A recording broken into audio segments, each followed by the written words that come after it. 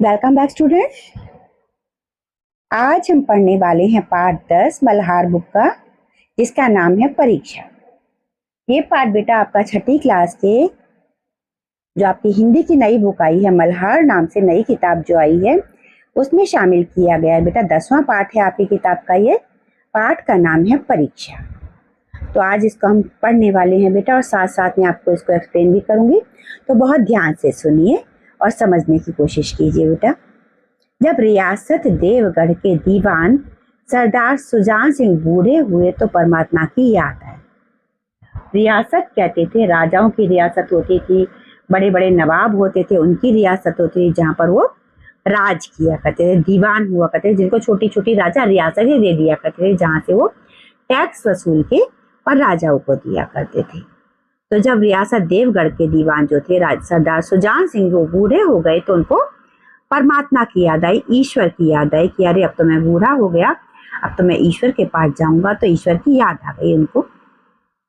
जाकर महाराज से विनय की, विनय मतलब प्रार्थना की, जाके भगवान ईश्वर से, अपने राजा से प्रे किया, रिक्वेस्ट की कि दीन बंधु दास ने श्रीमान की सेवा 40 साल तक की। कि दीन बंधु, हे महाराज, दास ने श्रीमान की सेवा 40 साल तक की, यानी कि मैंने आपकी सेवा 40 साल तक की है।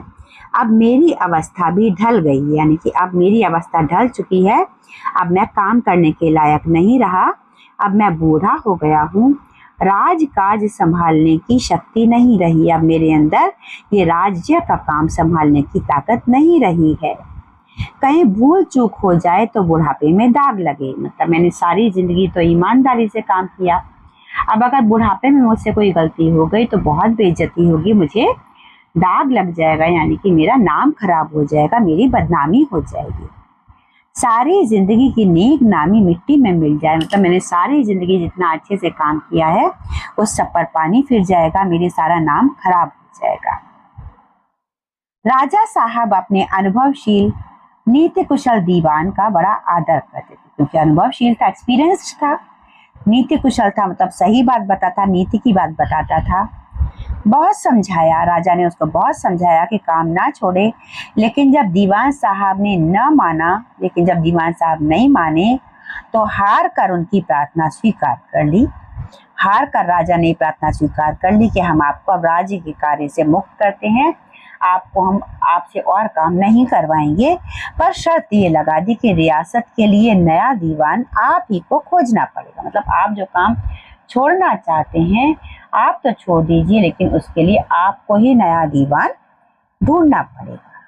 यहाँ तक का कुल सार ये है कि सुजान सिंह जो कि दीवान थे राजा के, रियासत के, उन्होंने बहुत बूढ़े हुए तो अपने राजा से कहा कि अब मैं रिटायरमेंट लेना चाहता हूँ, अब मैं रिटायर होना चाहता हूँ, अब मैं काम और नहीं कर सकता, मैं नहीं चाहता कि मेरे बुढ़ापे में मुझ पर कोई दाग लगे, इसलिए अब आप मुझे रिटायर कर दीजिए। लेकिन राजा ने कहा ऐसे मैं आपको रिटायर नहीं कर सकता, शर्त है कि अगला दीवान आप ही हमें खोज कर देंगे। अब आगे दूसरे दिन देश के प्रसिद्ध पत्रों में वे विज्ञापन निकला कि देवगढ़ के लिए एक सुयोग्य दीवान की जरूरत है। अगले दिन जैसे कि विज्ञापन आते हैं अखबारों में, बेटा से विज्ञापन आया कि देवगढ़ के लिए एक सही योग्य दीवान की जरूरत है। जो सज्जन अपने को इस पद के योग्य समझे वे वर्तमान सरकार सुजान सिंह की सेवा में उपस्थित हो। यानी कि जो भी, जिसको भी लगता है कि वो दीवान का काम करने के लिए एलिजिबल है, कर सकता है अच्छी तरह से, वो जो अभी के दीवान हैं सुजान सिंह, उनसे मिल। ये जरूरी नहीं है कि वे ग्रेजुएट हों, मगर हुष्ट पुष्ट होना आवश्यक है। तो वो पढ़े लिखे बहुत ज्यादा हों, ग्रेजुएट हों, ऐसा जरूरी नहीं है, बहुत ज्यादा पढ़ा लिखा होना जरूरी नहीं है, लेकिन हुष्ट पुष्ट हो, यानी कि हेल्दी होना चाहिए।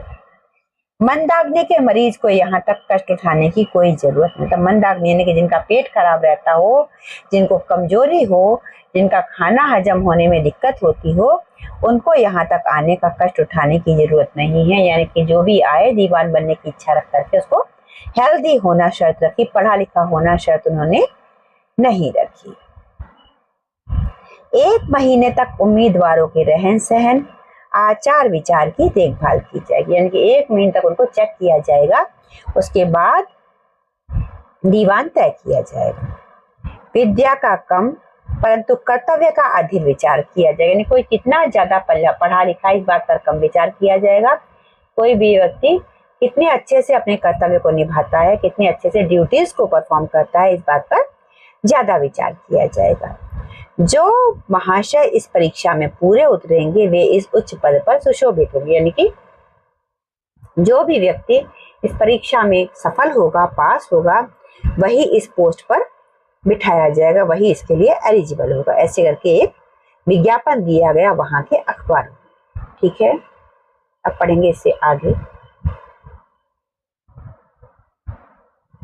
इस विज्ञापन ने सारे मुल्क में तहलका मचा दिया। हर कोई चाहता था कि मैं दीवान बन जाऊं। ठीक है, तो वहां शोर मच गया कि हमें भी दीवान बनना है, हमें भी दीवान बनना है, ऐसे शोर मच गया। ऐसा ऊंचा पद और किसी प्रकार की कैद नहीं, इतना ऊंचा पद और किसी तरह की कोई फाउंडेशन नहीं। हर कोई चाहता था कि वही दीवान बन जाए, क्योंकि पढ़े लिखे होने की भी फाउंडेशन नहीं थी यहाँ। तो सबके लिए रास्ते खुले हुए थे। केवल नसीब का खेल है, सबको लग रहा था केवल नसीब का खेल है, कोई भी अपने नसीब से यहाँ पर दीवान बन सकता है। सैकड़ों आदमी अपना अपना भाग्य परखने के लिए चल पड़े, अपनी अपनी किस्मत आजमाने के लिए सैकड़ों लोग चल पड़े। देवगढ़ में नए नए और रंग बिरंगे मनुष्य दिखाई देने लगे। देवगढ़ में नए नए लोग आने लगे, जगह जगह से आकर के अपनी किस्मत आजमाने के लिए, दीवान बनने के लिए लोग आ रहे थे देवगढ़ में। प्रत्येक रेलगाड़ी से उम्मीदवारों का एक मेला सा होता था। जैसे ही रेलगाड़ी आती, बहुत सारे उम्मीदवार ऐसे उतरते जैसे कोई मेला सा लग रहा हो। कोई पंजाब से चला आता था, कोई मद्रास से, कोई नए फैशन का प्रेमी, कोई पुरानी सादगी पर मिटा हुआ। मतलब कोई पंजाब से आ रहा था, कोई मद्रास से आ रहा था, कोई नए फैशन में आ रहा था, कोई पुराने फैशन में सादगी से आ रहा था। तब तरीके तरीके से लोग यहाँ पर आ रहे थे। रंगीन एमामे, चोगे और नाना प्रकार के अंग रखे और कंटोप देवगढ़ में अपनी सजधज दिखाने लगे। एमामे, चोगे, अंग रखे और कंटोप बेटा कपड़े होते हैं, है ना, तो अलग अलग तरह के यहाँ दिखने लगे पूरे देवगढ़ में। लेकिन सबसे विशेष संख्या ग्रेजुएटों की थी। सबसे ज्यादा लोग वो थे जो बहुत पढ़े लिखे थे, क्योंकि सनद की कैद न होने पर भी सनद से पर्दा तो ढका रहता है। सनद कहते हैं डिग्री को बेटा, तो डिग्री का ऐसी कोई फाउंडेशन वहां पर नहीं थी, लेकिन डिग्री से कम एक बाकी सबके मुकाबले बेटर तो साबित हो ही जाते कि हमारे पास सारी काबिलियत के अलावा डिग्री भी है। ठीक है, सरदार सुजान सिंह ने इन महानुभावों के आदर सत्कार का बड़ा अच्छा प्रबंध कर दिया था। जो लोग आ रहे थे दीवान बनने की इच्छा लेकर के, सरदार सुजान सिंह ने उनके वेलकम का बहुत अच्छा प्रबंध किया था, बहुत ही अच्छा इंतजाम कर रखा था। हर एक मनुष्य अपने जीवन को अपनी बुद्धि के अनुसार अच्छे रूप में दिखाने की कोशिश करता था। मतलब हर कोई अपने जीवन को अच्छा दिखाने की कोशिश कर रहा था कि देखो मैं इतना अच्छा हूँ, मैं इतना अच्छा हूँ। मिस्टर अ 9 बजे दिन तक सोया करते थे। आजकल वे बगीचों में टहलते हुए उषा का दर्शन करते थे। मतलब एक व्यक्ति थे जिनको नाम उन्होंने दे दिया मिस्टर अ, जो दिन में 9 बजे तक सोया करते थे, परंतु यहाँ दीवान बनने आए हैं तो सुबह सुबह उठकर उषा का दर्शन करते थे। उषा कहते हैं बेटा जब सूरज बिल्कुल निकलने वाला होता है, रेड रेड दिखाई पड़ रहा होता है, उसको उषा का टाइम कहते हैं। मिस्टर द, सा और ज, हाँ, मिस्टर द, सा और जा से उनके घरों पर नौकरों की नाक में दम था, लेकिन ये सज्जन आजकल आप और जनाब के बगैर नौकरों से बातचीत नहीं करते थे। तब ये जो द, सा और ज हैं, ये कोई व्यक्ति हैं जिनको ऐसे ही नाम दिए गए हैं कहानी में। इन लोगों की वजह से इनके घरों के नौकर परेशान थे, लेकिन अब जब से यहाँ पर आए हैं तो नौकरों से जनाब कहकर, आप कहकर बात कर रहे हैं। मिस्टर ला को किताबों से घृणा थी, परंतु आजकल वे बड़े बड़े ग्रंथ देखने पढ़ने में डूबे रहते थे। ये कोई और व्यक्ति हैं जिन्हें पढ़ने का कोई शौक नहीं था, लेकिन अब यहाँ पर आए हैं तब से किताबें पढ़ने में, बड़े बड़े ग्रंथ देखने पढ़ने में डूबे रहते हैं, खोए रहते हैं। जिससे बात कीजिए वह नम्रता और सदाचार का देवता बना मालूम देता था। मतलब जिससे भी बात करो ऐसा था, कितने पोलाइट है, कितने अच्छे हैं। सभी लोग अच्छे अच्छे बन के दिखाने की कोशिश कर रहे थे, क्योंकि सबको लगता था कि हमें ही दीवान चुन लिया जाए। लोग समझते थे कि 1 महीने का झंझट है, किसी तरह काट लें, कहीं कार्य सिद्ध हो गया तो कौन पूछता। मतलब 1 महीने की परीक्षा, 1 महीने तक काट लें किसी तरीके से, अगर किसी तरीके से दीवान बन गए तो उसके बाद कौन पूछ रहा है, उसके बाद तुम जैसे हैं वैसे ही रहेंगे। लेकिन मनुष्यों का वो बूढ़ा जौहरी आड़ में बैठा हुआ देख रहा था कि इन बगुलों में हंस कहाँ छुपा हो। बगुलों में हंस छुपा होना मतलब बगुले जो होते हैं बेटा वो बनावटी होते हैं, हंस होता है वो असली होता है। तो बूढ़ा जौहरी कहा गया है यहाँ पर दीवान को। दीवान छुप करके इन सबके बीच में देख रहा था कि असली वो व्यक्ति कहाँ छुपा हुआ है जिसे दीवान बनाया जाएगा। एक दिन नए फैशन वालों को सूझी कि आपस में हॉकी का खेल हो जाए। जो नए फैशन वाले लोग थे उनको आपस में ऐसे प्लान किया गया कि हॉकी का खेल खेलते हैं। यह प्रस्ताव हॉकी में मजे हुए खिलाड़ियों ने पेश किया। जो हॉकी के एक्सपर्ट थे उन लोगों ने प्रपोजल दिया था कि आज हॉकी का मैच खेलते हैं, क्योंकि उनको लग रहा था कि क्या पता हमारे खेल को देख करके कोई हमसे इम्प्रेस हो जाए। यह भी तो एक आखिर एक विद्या है, ये भी तो एक आर्ट ही है, इसे क्यों छिपा रखें। यानी कि उनको लग रहा था कि हमें हॉकी खेलना आता है, ये भी सबको पता चलना चाहिए। क्या पता इसके दम पर ही हमें सुविधा यहाँ पर जो क्या क्या दीवान बना दिया जाए। कुछ हाथों की सफाई ही काम कर जाए, क्या पता ये हाथों की सफाई हम दिखाएंगे हॉकी खेलकर, तो क्या पता इससे ही कुछ काम हो जाए। चलिए तय हो गया, फील्ड बन गई, खेल शुरू हो गया, मैदान बन गया, खेल शुरू हो गया और गेंद किसी दफ्तर के अप्रेंटिस की तरह ठोकरें खाने लगी। दफ्तर में कोई अप्रेंटिस होता है जो अप्रेंटिस करने के लिए जाता है, उसको जगह जगह धक्के खिलवाए जाते हैं, ये भी काम करो वो भी काम करो, तो ऐसे ही वो गेंद भी धक्के खाने लगी। रियासत देवगढ़ में ये खेल बिल्कुल निराली बात है। ऐसा खेल हॉकी का खेल इससे पहले रियासत में पहले कभी नहीं खेला गया था, इसलिए निराली बात थी। पढ़े लिखे भले मानुस लोग शतरंज और ताश जैसे गंभीर खेल खेलते थे। पढ़े लिखे जो मानुस होते थे वो यहाँ पर ताश खेलते थे, शतरंज खेलते थे और दौड़ कूद के खेल बच्चों के खेल समझी जाती थी। हॉकी खेलना यहाँ के बड़े लोगों का काम नहीं था। यहाँ पर खेल कूद के खेल जो दौड़ भाग के खेल होते थे वो बच्चे खेलते थे। देवगढ़ में खेल बड़े उत्साह से जारी था। देखिए फोटोज भी आपको दिए गए हैं, फोटोज के बारे में बाद में बात करूंगी। धावे के लोग जब गेंद को लेकर तेजी से उड़ते तो ऐसा जान पड़ता था कि कोई लहर बढ़ती जाती। लोग जब गेंद लेके दौड़ते हॉकी को तो ऐसा लगता था कोई लहर चली जा रही हो, लेकिन दूसरी ओर के खिलाड़ी इस बढ़ती हुई लहर को इस तरह रोक लेते थे कि मानो लोहे की दीवार है। मतलब खेल चल रहा है, एक टीम लेके दौड़ती है, लगता है पानी की धार के साथ गेंद चली जा रही है, दूसरी आ जाती है जैसे लोहे की दीवार बन गई, ऐसे खेल चल रहा था। संध्या तक यही धूम रही, शाम तक खेल चलता रहा, धूमधाम रही। लोग पसीने से तर हो गए, लोग खेलने की वजह से पसीने में नहा गए। खून की गर्मी आंख और चेहरे से झलक रही थी। उनके खून में गर्मी थी, ये बात उनके चेहरे से झलक रही थी, उनकी आंखों से झलक रही थी कि वो युवा थे। हाफते हाफते बेदम हो गए, लेकिन हार जीत का निर्णय न हो सका। खेलते खेलते हाफ गए, हाफते हाफते बेदम हो गए, लेकिन खेल में हार जीत का फैसला नहीं हो पाया। अंधेरा हो गया था। इस मैदान से जरा दूर हटकर एक नाला था, उस पर कोई पुल नहीं था। नाला था, अंधेरा हो चुका था खेलते खेलते, उस नाले पर कोई पुल नहीं था। पथिकों को नाले में से चलकर आना पड़ता। जो भी रास्ते में से निकलते थे राहगीर, पथिकों यानी कि राहगीर ट्रेवलर्स, उनको नाले में से चलकर निकलना पड़ता था। खेल अभी बंद ही हुआ था और खिलाड़ी लोग बैठे दम ले रहे थे कि एक किसान अनाज से भरी हुई गाड़ी लेते हुए उस नाले में आया। एक किसान आया, अनाज से भरी हुई गाड़ी लेकर के उस नाले में से निकलने लगा। लेकिन कुछ तो नाले में कीचड़ था और कुछ उसकी चढ़ाई इतनी ऊंची थी कि गाड़ी ऊपर न चढ़ सकती। कुछ तो नाले में कीचड़ जम गया था जिसकी वजह से दलदल बन गया था, और दूसरा चढ़ाई इतनी ज्यादा थी कि उसकी गाड़ी ऊपर चढ़ नहीं रही थी। वो कभी बैलों को ललकारता, कभी पहियों को हाथ से ढकेलता, लेकिन बोझ अधिक था और बैल कमजोर। लेकिन उसके बैल कमजोर थे, उसकी गाड़ी में वजन, बैलगाड़ी में वजन ज्यादा था। गाड़ी ऊपर को न चढ़ती थी और चढ़ती भी तो कुछ दूर चढ़कर फिर खिसक कर नीचे पहुंच जाती। गाड़ी ऊपर चढ़ ही नहीं रही थी और चढ़ती भी तो थोड़ी देर में वापस नीचे आ जाया करती, खिसक करती। तो किसान बार बार जोर लगाता और बार बार झुंझलाकर बैलों को मारता। किसान बार बार जोर लगा रहा था, झुंझलाकर अपने बैलों को मार भी रहा था, लेकिन गाड़ी उभरने का नाम न लेते। गाड़ी ऊपर नहीं चढ़ रही थी। बेचारा इधर उधर निराश होकर ताकता, मगर वहां कोई सहायक नजर न आता। वो इधर उधर देख रहा था निराश होकर, लेकिन उसे कोई ऐसा व्यक्ति नहीं दिख रहा था जो उसकी मदद करता। गाड़ी को अकेले छोड़कर कहीं जा भी नहीं सकता, गाड़ी को छोड़ के जा भी नहीं सकता था। बड़ी आपत्ति में फंसा हुआ था। बड़ी आपत्ति में था, मुसीबत, परेशानी, बड़ी आपत्ति में फंसा हुआ था वो।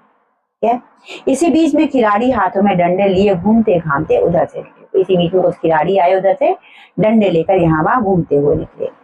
किसान ने उनकी तरफ सहमी हुई आंखों से देखा। किसान ने सहमी हुई आंखों से देखा क्योंकि उसको लग रहा था ये तो दीवान की परीक्षा देने के लिए आए हैं, इनसे मैं कैसे कह सकता हूँ कि मेरी ये आप निकलवा दो गाड़ी। वो डरा हुआ था, उसने उनकी तरफ केवल देखा परंतु किसी से मदद मांगने का साहस न हुआ। उसकी हिम्मत नहीं हुई कि वो किसी से मदद मांगे। खिलाड़ियों ने भी उसको देखा मगर बंद आंखों से, जिनमें सहानुभूति न थी। खिलाड़ियों ने भी उसको देखा लेकिन सहानुभूति की आंखों से नहीं देखा, उनके लिए कोई हमदर्दी नहीं थी। उनमें स्वार्थ था, मद था, मगर उदारता और वात्सल्य का नाम भी न था। मतलब स्वार्थ था उनकी नजरों में, मतलबीपन था, मद था, नशा था, किसी चीज का घमंड था उनकी आंखों में, लेकिन न तो उदारता थी, तब किसी के लिए एम्पैथेटिक होने वाली बात नहीं थी, ना ही उनकी नजर में कोई हमदर्दी थी किसी के लिए। लेकिन उसी समूह में एक ऐसा मनुष्य था जिसके हृदय में दया थी और साहस था। उस ग्रुप में एक व्यक्ति ऐसा था जिसके मन में बहुत दया भी थी और वो बहुत हिम्मती भी था। आज हॉकी खेलते हुए उसके पैर में चोट लग गई थी। लंगड़ाता हुआ धीरे धीरे चला, उसके पैर में चोट भी लगी हुई थी, वो लंगड़ाता हुआ धीरे धीरे आ रहा था। अकस्मात यानी कि अचानक उसकी निगाह गाड़ी पर पड़ी, उसकी नजर गाड़ी पर पड़ी। ठिठक गया, मतलब रुक गया। उसे किसान की सूरत देखते ही सब बातें ज्ञात हो गई। उसने जैसे ही किसान की सूरत देखी उसे सारी बात समझ में आ गई। डंडा एक किनारे रख दिया, कोट उतार डाला और किसान के पास जाकर बोला, मैं तुम्हारी गाड़ी निकाल दूं? किसान ने देखा एक गठे हुए बदन का लंबा आदमी सामने खड़ा है। किसान ने देखा एक लंबा आदमी सामने खड़ा हुआ है। झुककर बोला, हुजूर मैं आपसे कैसे कहूँ? युवक ने कहा, मालूम होता है तुम यहाँ बड़ी देर से फंसी। युवक ने कहा, लगता है बहुत देर से यहाँ पर फंसे हुए हो। तुम गाड़ी पर जाकर बैलों को साधो, तुम गाड़ी पर जाओ और बैलों को संभालो, मैं पहियों को ढकेलता हूँ, अभी गाड़ी ऊपर चढ़ जाती। तुम, मैं गाड़ी को धक्का देता हूँ, तुम जाके बैलों को हाँको, गाड़ी अभी ऊपर चढ़ जाएगी। किसान गाड़ी पर जा बैठा। युवक ने पहिए को जोर लगाकर उकसाया। युवक ने पहिए को उठाया जोर लगाकर। कीचड़ बहुत ज्यादा था, वो घुटने तक जमीन में गड़ गया। वो जमीन में गड़ गया घुटनों तक, लेकिन हिम्मत ना हारी। उसने हिम्मत नहीं हारी, उसने फिर जोर दिया, उसने फिर से ताकत लाई। उधर किसान ने बैलों को ललकारा। किसान ने भी बैलों को आवाज लगाई, मतलब आगे से बैलों ने खींचा गाड़ी को और पीछे से वो युवा जो था वो गाड़ी को धक्का लगा रहा था। बैलों को सहारा मिला, बैलों को थोड़ा सपोर्ट मिल गया पीछे से, जब धक्का लग रहा था तो हिम्मत बन गई। उन्होंने कंधे झुकाकर एक बार जोर किया तो गाड़ी नाले के ऊपर थी। उन्होंने जब जोर लगाया इस बार तो गाड़ी नाले से ऊपर निकल आई। किसान युवक के सामने हाथ जोड़कर खड़ा हो गया। किसान आया, वो जो युवा था जिसने गाड़ी निकालने में हेल्प की थी उसके आगे आकर हाथ जोड़कर खड़ा हो गया। बोला, महाराज आपने आज मुझे उबार लिया, आपने मुझे आज उबार लिया, यानी कि यहाँ से निकाल लिया, नहीं तो सारी रात मुझे यहाँ बैठना पड़ता, वरना आज मैं सारी रात यही नाले में ही बैठा रहता।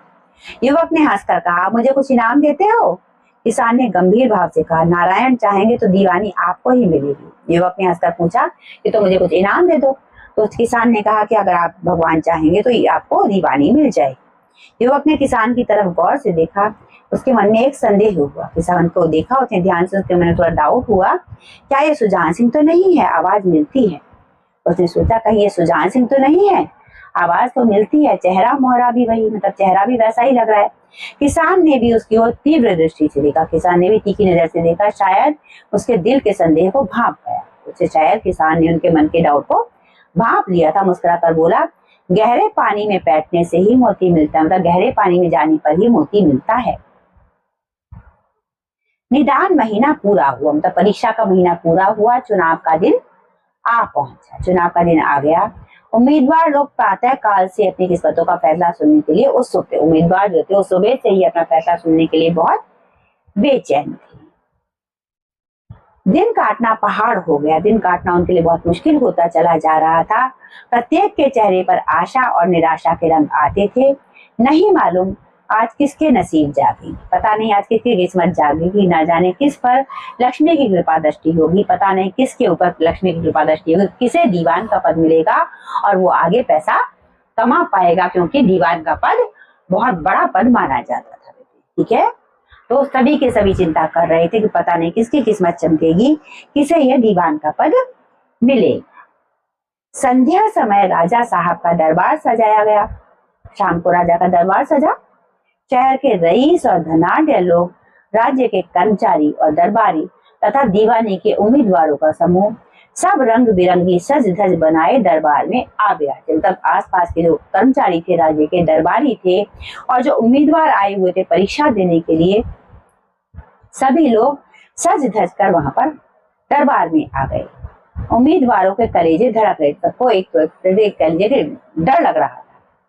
जब सरदार सुजान सिंह ने खड़े होकर कहा, मेरी दीवानी के उम्मीदवार महाशयों, मैंने आप लोगों को जो कष्ट दिया है उसके लिए मुझे क्षमा कीजिए। सुजान सिंह खड़े हुए, उन्होंने कहा कि उम्मीदवारों, आप सबको मैंने जो कष्ट दिया है उसके लिए मुझे माफ कीजिए। इस पद के लिए ऐसे पुरुष की आवश्यकता थी जिसके हृदय में दया हो और साथ साथ आत्मबल, जिसके मन में दया हो और साथ में उसके अंदर आत्मबल को, तब वो उसके अंदर आत्मा में उसकी ताकत हो, हृदय वह जो उदार हो, जिसका दिल उदार हो, आत्मबल वह जो आपत्ति का वीरता के साथ सामना करे, कोई आपत्ति आए तो उसका बहादुरी से सामना करे। और इस रियासत के सौभाग्य से हमें ऐसा पुरुष मिल गया है, इस रियासत का सौभाग्य है कि हमें ऐसा पुरुष मिल चुका है। और ऐसे गुण वाले संसार में कम हैं, और जो हैं वे कीर्ति और मान के शिखर पर बैठे हुए हैं। मतलब जो ऐसे लोग हैं बहुत कम हैं और वो बहुत ऊंचे ऊंचे पदों पर ऑलरेडी बैठे हुए हैं, उन तक हमारी पहुंच नहीं है, उन तक हम नहीं पहुंच सकते हैं। मैं रियासत के पंडित जानकीनाथ शाह को दीवानी पाने पर बधाई देता। तो जो हमारी रियासत के पंडित जानकीनाथ शाह हैं उनको मैं दीवानी का पद पाने के लिए बधाई देता। रियासत के कर्मचारियों और रईसों ने जानकीनाथ की तरफ देखा। उम्मीदवार दल की आंखें ऊपर उठी, मगर उन आंखों में सत्कार था, इन आंखों में ईर्ष्या। ठीक है, तो जैसे ही सबने देखा तो उसकी आंखों में सत्कार था, जो जानकीनाथ था उसकी आंखों में सत्कार था। तब कर्मचारी जो थे, रियासत के कर्मचारी और रईस जो थे, उन सब ने उसको सत्कार की तरफ नजर में देखा, लेकिन जो उम्मीदवार थे उन्होंने ईर्ष्या की नजर से देखा। सरदार साहब ने फिर फरमाया, दीवान साहब ने फिर कहा, आप लोगों को यह स्वीकार करने में कोई आपत्ति न होगी कि जो पुरुष स्वयं जख्मी होकर भी एक गरीब किसान की भरी हुई गाड़ी को दलदल से निकाल कर नाले के ऊपर चढ़ा दे, उसके हृदय में साहस, आत्मबल और उदारता का वास है। तो कहते हैं कि जिस व्यक्ति के मन में पैर में चोट लगी हुई थी, तब भी उसने एक गरीब किसान की गाड़ी को सहारा लगा करके नाले से बाहर निकलवाया, और उसके मन में उदारता भी है और उसके मन में साहस भी है और आत्मबल भी है। ऐसा आदमी गरीबों को कभी न सताएगा, ऐसा आदमी गरीबों को सताएगा नहीं। उसका संकल्प दृढ़ है जो उसके चित्त को स्थिर रखेगा, उसका संकल्प दृढ़ है, इसकी वजह से उसका चित्त स्थिर रहेगा, मतलब उसका मेंटली वो स्टेबल रहेगा। वो चाहे धोखा खा जाए परंतु दया और धर्म से कभी ना हटेगा। चाहे उसे कोई धोखा दे दे परंतु वो कभी भी दया के मार्ग से और अपने धर्म के मार्ग से नहीं हटेगा। तो ये कहानी थी, नाम था परीक्षा, जिसे लिखा था मुंशी प्रेमचंद जी ने। बेटा तो प्रेमचंद जी के बारे में थोड़ा सा आपको बताया गया है, ये मैं आपको यहाँ पर परिचय बता दूं बेटे। मुंशी प्रेमचंद जी, इनका जन्म हुआ था सन 1880 में और मृत्यु हुई थी इनकी 1936 में। तो हिंदी के एक महान लेखक और कथा सम्राट के नाम से प्रसिद्ध प्रेमचंद का वास्तविक नाम धनपत राय था। उन्होंने समाज सुधार और राष्ट्रीय भावना से ओतप्रोत कई कहानियां और उपन्यास लिखे, मतलब समाज सुधार की कहानियां लिखी और नेशनल जो है सोशल सुधार की और साथ में नेशनलिज्म की कहानियां लिखी। उनकी अनेक कहानियां जैसे ईदगाह, बड़े भाई साहब, गुल्ली डंडा, दो बैलों की कथा और बड़ों और बच्चों के बीच बहुत ही फेमस हैं, पढ़ी जाती हैं और सराही जाती है, लेकिन उनकी प्रशंसा की जाती है, लोग इनको बहुत पसंद करते हैं। तो ये थी कहानी जिसे आपके सिलेबस में शामिल किया गया है बेटा पार्ट 10 के रूप में, मुंशी प्रेमचंद की लिखी हुई कहानी परीक्षा। तो आपको समझ में आ गई होगी। मैं थोड़ा सा चित्र देख लूं। देखिए बेटा, चित्र है ये जहाँ पर सुजान सिंह कहते हैं कि मैं अब दरबारी करने के लायक, आपका जो है दरबार दीवान बनने के लायक मेरी अब उम्र नहीं रह गई है। तो राजा कहते हैं कि मेरे लिए दीवान तुम ही चुनोगे। इसके बाद अगला चित्र जो आपको दिखाया गया था, यहाँ पर ये सब लोग आए हैं, यहाँ पर कोई ट्रेन से उतर रहा है, कोई कहीं से उतर रहा है, सब लोग आए हैं यहाँ पर दीवान बनने की परीक्षा देने के लिए। इस चित्र में सभी लोग आते हुए आपको दिखाई पड़ रहे हैं। कोई सूटकेस लेके आ रहा है, कोई थैला लेके आ रहा है, रंग बिरंगे कपड़े दिखाई पड़ रहे हैं, सबके रंग बिरंगी टोपियां दिखाई पड़ रही हैं, अचकन दिखाई पड़ रही हैं, सबके पहनावे अलग अलग दिखाई पड़ रहे हैं। फिर यहाँ ये हॉकी का मैच हो रहा है जहाँ पर सभी के सभी खेल रहे हैं, पसीने से तरबतर हो गए, अंधेरा हो गया, लेकिन हार जीत का फैसला यहाँ पर नहीं हो पाया था। यहाँ पर आपके चित्र खत्म हो जाते हैं और ये आपकी गाड़ी है जो कि नाले में फंसी हुई है। इसमें नाले में से निकलना होता था सभी को, और इसमें जो वजन ज्यादा था जिसको कि ये व्यक्ति निकलवाता है और ये बैल यहाँ से इस गाड़ी को निकालते हैं, बैलगाड़ी को। ये चौथा चित्र था इस कहानी से जुड़ा हुआ बेटा। तो कहानी यहीं खत्म हो जाती है। आगे इस पाठ का अभ्यास कार्य हम लोग अलग वीडियो में करेंगे। तो बेटा चैनल अगर आपने अभी तक सब्सक्राइब नहीं किया है तो बहुत जल्दी से कर लीजिए। Have a great day ahead. जय हिंद, जय भारत।